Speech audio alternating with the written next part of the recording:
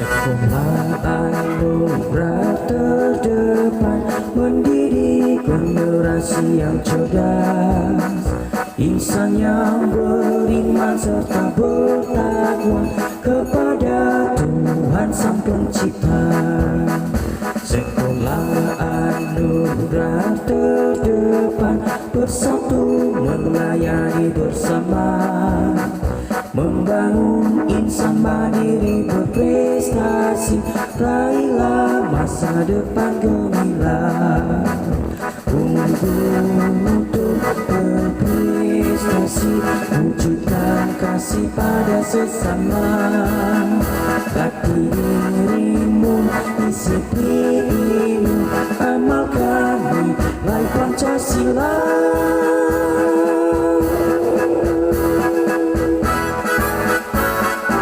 Halo, good morning student. How are you today? Mister berharap bahwa kalian tetap semangat belajar ya, dan jangan pernah bosan untuk senantiasa belajar. Kita akan melanjutkan materi kita pada hari ini. Alangkah baiknya kita akan memulai dengan berdoa. Mari kita ambil waktu sikap untuk berdoa. 1, 2, 3. Terima kasih Tuhan untuk hari ini, untuk penyertaan-Mu. Dan biarlah dari awal, pertengahan hingga akhir, Tuhan sertai kami, supaya kami dapat belajar dengan baik. Berkati kedua orang tua kami yang senantiasa mendukung kami, dan berkati sekolah juga Tuhan dan guru-guru kami, supaya dapat proses belajar mengajar tetap terus berlangsung dengan baik. Terima kasih dalam nama Tuhan Yesus, haleluya, amin. Nah, kita masuk di bagian yang kedua, bab 6 sampai bab 9. Ini ada kompetensi dasarnya, menghayati, menunjukkan, menjelaskan, dan menyajikan. Nah, di mana kalian akan belajar banyak hal di bab ke-6 sampai bab 9. Tapi hari ini kita belajar di bab ke-6, pengharapan Kristen, yaitu Ibrani pasal 6 ayat 19 sampai 20. Pengharapan itu adalah sauh yang kuat dan aman bagi jiwa kita yang telah dilabuhkan sampai ke belakang tabir, di mana Tuhan Yesus telah masuk sebagai perintis bagi kita ketika Ia menurut peraturan Melkisedek menjadi imam besar sampai selama-lamanya. Jadi pengharapan itu adalah sauh yang kuat dan aman bagi jiwa kita yang telah dilabuhkan sampai ke belakang tabir, di mana Tuhan Yesus ada di tengah hidup kita. Nah, kita masuk di poin yang ke A, pengharapan menurut Alkitab. Kamus Besar Bahasa Indonesia menjelaskan bahwa pengharapan berasal dari kata dasar harap yang berarti mohon, minta, keinginan agar sesuatu terjadi sesuai dengan kebutuhan dan lain sebagainya. Tapi dalam Ibrani pasal 6 ayat 19 tadi sampai 20 menyatakan bahwa pengharapan adalah sauh yang kuat aman bagi jiwa yang telah dilabuhkan sampai ke belakang tabir, di mana Tuhan Yesus masuk sebagai perintis bagi kita. Jadi di mana jika sauh rusak dan tidak berfungsi, kemungkinan besar kapal itu tidak bisa selamat sampai tujuan.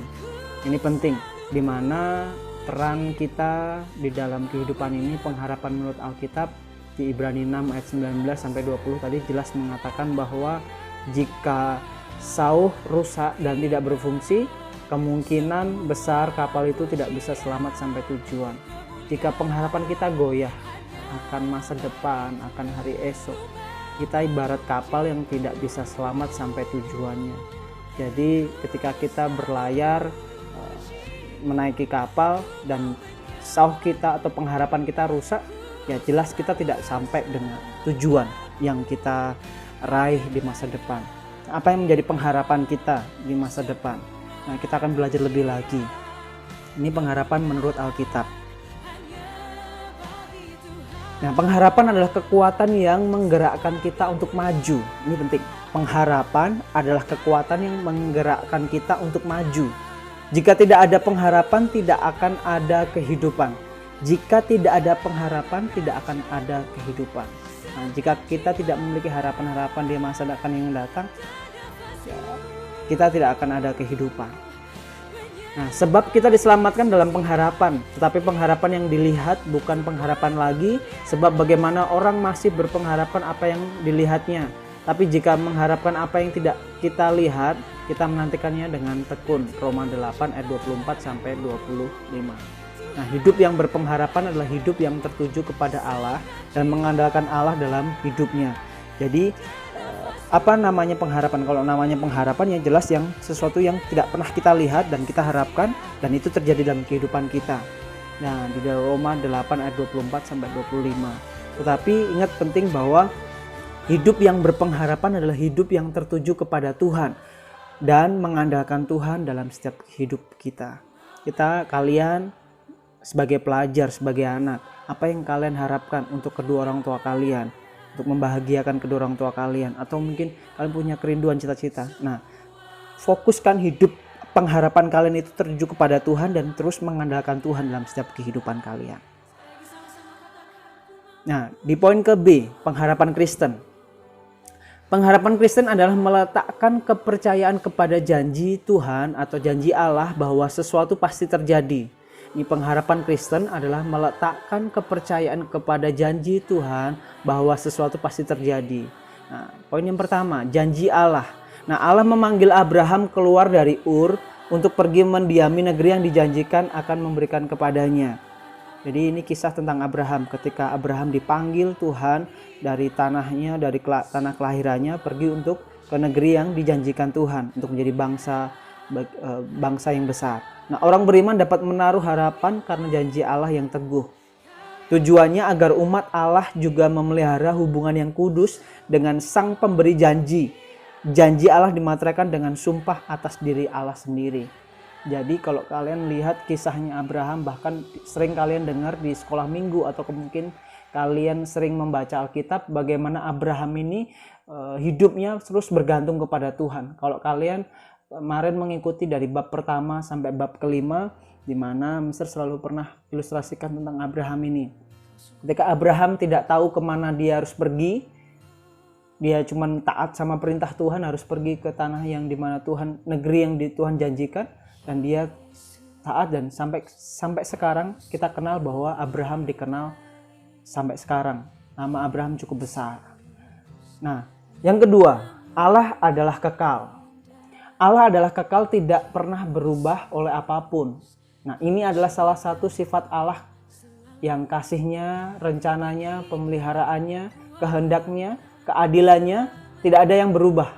Atas dasar ini pun orang beriman dapat menaruh harapannya kepada Allah. Nah, kenapa kita beriman? Kenapa kita berpengharapan kepada Allah? Karena Allah itu kekal. Nah, kalau kita berpengharapan kepada manusia atau kedua orang tua kita yang mungkin punya banyak harta dan sebagainya, mereka bisa lenyap. Atau kita berpengharapan kepada kekuatan kita punya kekuatan, kita punya talenta, musik dan lain sebagainya, atau kita jago, hebat di bidang apa. Tapi itu hanya sementara. Tapi kalau kita berpengharapan kepada Allah, karena Allah itu kekal, nah kita tidak akan pernah dikecewakan. Kalau kita berpengharapan kepada manusia atau kekuatan kita, atau mungkin orang lain dan lain sebagainya, atau mungkin talenta kita akan bisa kecewa. Karena dia tidak kekal. Berbeda dengan ketika kita berpengharapan kepada Allah yang kekal. Kita tidak akan pernah kecewa. Kenapa? Rencananya, karena apa? Karena kasihnya, karena pemeliharaannya, karena kehendaknya. Itu menunjukkan bahwa Allah itu kekal. Dia tidak pernah berubah akan dalam setiap pertolongan dalam setiap kehidupan kita. Nah, dasar ini pun kita membuat hidup kita semakin beriman dan menaruh harapannya kepada Tuhan. Nah, di poin yang ke-C, isi pengharapan Kristen. Isi pengharapan Kristen itu ada 3. Yang pertama, kasih karunia. Kasih karunia adalah tanda perkenanan Allah kepada manusia berdosa. Manusia berdosa secara otomatis berada di bawah penghukuman Allah atau neraka. Tetapi jika Allah berkenan kepada seseorang manusia berdosa, dia tidak akan menghukumnya. Inilah yang dimaksud dengan kasih karunia atau anugerah. Ketika kita percaya kepada Tuhan Yesus sebagai Tuhan dan Juru Selamat, kita mendapatkan kasih karunia yang cuma-cuma, yang harusnya kita masuk neraka dan Tuhan mengampuni hidup kita, dan kita mendapatkan hadiah yang istimewa, yaitu surga, yang dimana itu sebuah kasih karunia yang Tuhan beri dalam kehidupan kita.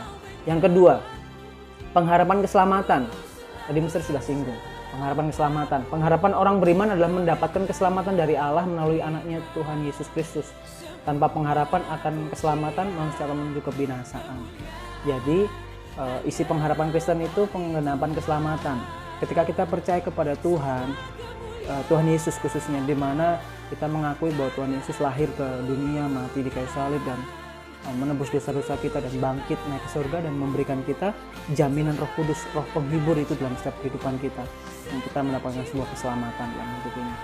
Nah, yang ketiga, hidup kekal. Janji Allah adalah kekekalan setelah kedatangannya yang kedua kalinya.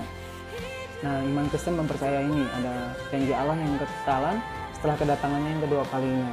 Kekekalan adalah kehidupan kekal dan kematian kekal. Pengharapan Kristen bukanlah pengharapan yang bersifat sementara, sebab pengharapan Kristen adalah kekal. Jadi kalau kita berpengharapan kepada yang lain, ya tadi Mister sudah singgung bahwa hal yang sementara bisa mengecewakan kita, bahkan tidak berjalan yang selamanya, forever. Tapi ya mungkin kelihatannya sehari dua hari kelihatannya bagus, tapi ya itu hanya sementara. Tapi jika pengharapan kita kepada Tuhan, hidup kita kekal dan kita mendapatkan keselamatan itu sendiri, dan bahkan pengharapan yang bukan hanya pengharapan yang sementara tetapi pengharapan yang kekal. Nah, Mister berharap bahwa kalian memiliki pengharapan yang terus mengandalkan Tuhan, berpengharapan kepada Tuhan Yesus, bahwa di dalam kondisi pandemi COVID-19 ini mungkin kita melihat orang tua kita susah dengan pergumulannya, bahkan kita sendiri yang mungkin mengalami dampak virus corona ini. Nah, bagaimana hidup kita? Apakah kita tetap terus berpengharapan kepada Tuhan yang sang pemberi janji tadi, sang pemberi hidup tadi? Nah, ini catatan poin penting di bab ke-6. Pengharapan adalah kekuatan yang menggerakkan kita untuk maju. Jadi kalau kita punya pengharapan nih, bahwa hidup kita itu terus bergerak maju. Kalau kita seorang pelajar ya pasti akan semangat belajar, nggak malas-malesan. Itu contohnya, contoh real aja.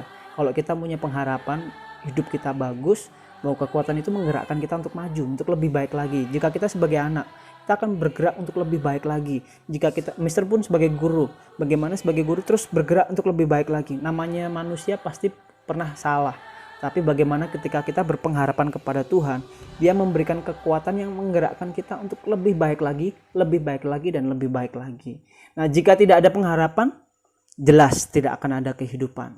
Kalau kita nggak punya pengharapan, ya hidup kita ibarat zombie, mati enggak, hidup enggak. Kelihatannya jalan gitu aja. Pernah nggak kalian ngerasakan seperti itu? Nah, hidup yang berpengharapan adalah hidup yang tertuju kepada Tuhan, yang mengandalkan Tuhan dalam hidupnya. Jadi ini poin penting, bahwa hidup yang berpengharapan adalah hidup yang tertuju kepada Tuhan dan mengandalkan Tuhan dalam hidupnya. Jadi Mister berharap dengan kondisi yang seperti ini, jangan membuat kita justru malas belajar, justru buktikan bahwa kita punya Tuhan, kita mengandalkan Tuhan dalam setiap kehidupan kita. Amin. Nah, ini kegiatan elaborasi. Jadi biar kalian lebih memahami tentang pengharapan, kalian bisa mengerjakan 1-4 analisis konsep. Apa yang menjadi alasan orang Kristen berpengharapan kepada Yesus Kristus? Mister pengen tahu jawaban kalian. Nah, yang kedua, kalian melakukan proyek wawancara. Nah, wawancara ini kalian pilih salah satu dari ayah atau ibu dan tuliskan nama ayah atau ibu, apa pendapat mereka dari poin 1 sampai poin yang ke-6. Nah, kita tadi sudah menyelesaikan materi kita pada hari ini.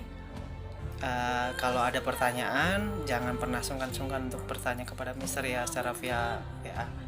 Oke, tadi kita sudah mengawali dengan berdoa. Alangkah baiknya kita juga mengakhiri dengan berdoa. Mari kita ambil waktu untuk berdoa. 1, 2, 3. Terima kasih Tuhan untuk penyertaan-Mu dari awal, pertengahan hingga akhir pelajaran kami pada hari ini. Beri kami kekuatan Tuhan supaya kami dapat mengaplikasikan dalam kehidupan kami sehari-hari. Di dalam nama Tuhan Yesus, haleluya. Amin. Oke, see you next time. God bless you all.